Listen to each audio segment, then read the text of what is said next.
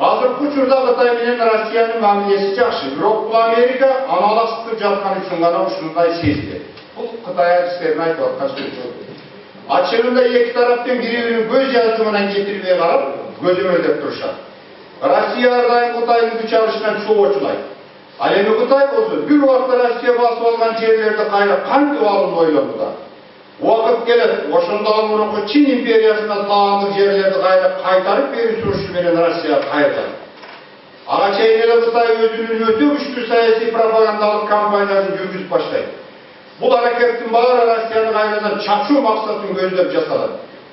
Илгери Кытайдын мезгилинде Россия 1,6 миллион квадрат километр жерди ээлеген. Ал азыркы Кытай ээлеген территориянын алтыдан бир бөлүгүнө барабар аймак болгон. Бул демек Уралга чейинки Россиянын мурунку аймагын айтат. Чынында Россия Кытайдын илгертен берки эң жаман душманы.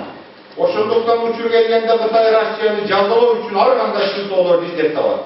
Бул Кытай менен Россиянын ортосунда чоң согуштун чыгышына алып келет. Ядролук куралы бар державага каршы ачылган бул согуштун акыры эмне менен бүтөрү азырынча күмөн. Бирок Кытай мүмкүн болушунча бул согушка жакшы даярданыш керек. Эгер Россия ядролук куралды колдонсо, анда Кытай согуштун башынан аягына чейин анын территориясы толук ядролук бомбалоого алуу менен жооп берүүгө тийиш.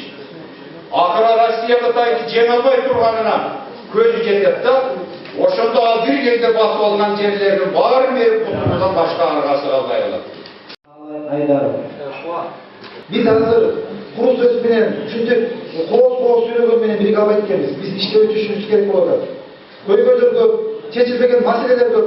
Ошол чечилбеген маселелерди чечүү жолуна өтүшүбүз керек болуп атат. Ошондуктан мына Казыр Кушаев айтып кетти жана мекенчи күчтөрдүн жобосу жөнүндө. Ошол жобого мен сунуш киргизет элем. Ушул бир нече мекенчи уюмдар ушул жерде отурабыз. Ар бирөөбүз арабыздан эл үчүн күйгөн патриот, ушул иштейм деген бир жаштардан 2-3 сунуштап бир улуттук бир кошун түзүп койсок жакшы болот эле. Ошол улуттук кошун качан болсо дагы ушул жерде даяр туруп, бир кандайдыр бир улуттун коопсуздугуна коркунуч келген учурда даяр тура турган бир кызмат өтөсө жакшы болот эле. Кытайлар кирип атат дейт. 100-200 күнүнө Кытайлар кирип атат. Былтыркыдан быйыл 2 эсе көп. Biz ушул нерсеге эртерээк бир чара колдонбосок, булар акырындык менен жүрүп отуруп, кийин биз Кытайлашып калганыбызды өзүбүз да билбей калабыз. А биздин жогорку бийлик мутактагылар айтып атат, Кытайларга тийбегиле, алар бизге акча алып келип атат. Бизге Кытайлардан башка эч ким берген жок деп атат. А Кытайлар болсо туура акча алып келип атат, жанагындай кредиттик негизде, гранттык негизде акча берип атат. Бирок ал акчаны кайрадан ошо тендер аркылуу өздөрү утуп, өздөрү иштеп, кайрадан ошол акчаны кыргыздарды карызга батырып туруп алып чыгып атпайбы? А эмнеге бул жагын айтышпай калат? Ошондуктан ушул маселени тегерегинде бир иштешип, аягына чейин ушул улуттук кош менен биргеликте иш алып барсак, сен бул паспортты эмненин негизинде алдың? Кайсы мыйзамдын негизинде алдың? Качан болду киргениңе? Канча жыл болду Кыргызстанда жашаганыңа? Деп туруп десек болот да. Анан ошонун баарын маалымдап туруп, паспорттун копиясын алып туруп, анан бир барып туруп маселе коелу. Ким берди? Эмненин негизинде берди деп туруп. Мына ушуну кыла турган бүгүн күч жок болуп атат. Ошол күчтү бүгүн түзөлү деген сунушту айтып атам, урматтуу туугандар. Анан барбыр ушу мен алайын квартира десем айтат, 1-2 өсө. Бизде баары сатылып кеткен дейт. Мен таң калып атам да, кыргыздар ушунчалык байып кетиппи? Же биздин чет өлкөдө иштеп аткан биздин кыргыз жарандарыбыз, биздин кыргыз балдарыбыз ошолор ушунчалык көп акчаны кыргыздарга жөнөтүп, ошол квартиралардын баарын сатып алып атабы? Албетте бул жерде башка улуттар алып атат.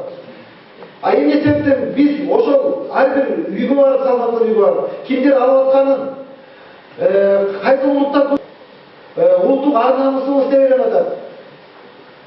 Муну мен эмне себептен айтып атам? Биздин кыздар жөнүндө айтып келип атат да.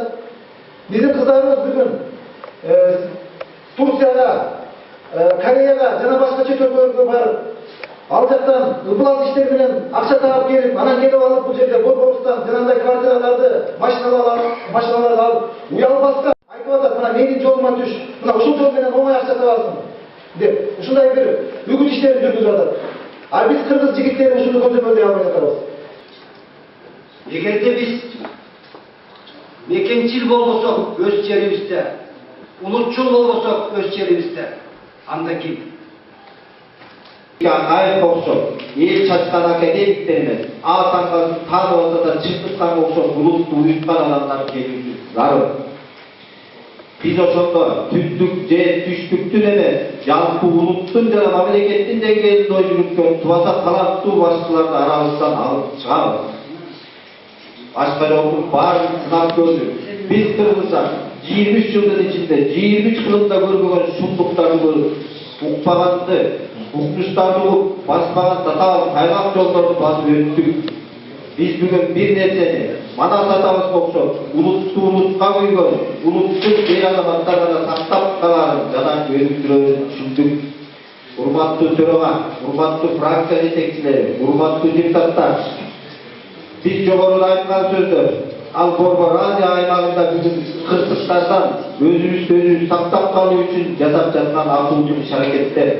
Андыктан биз мыйзамды кабыл алууга кайдыгер караган, же каршы болгон адамдарды улуттук чыккычылар деп эсептейбиз.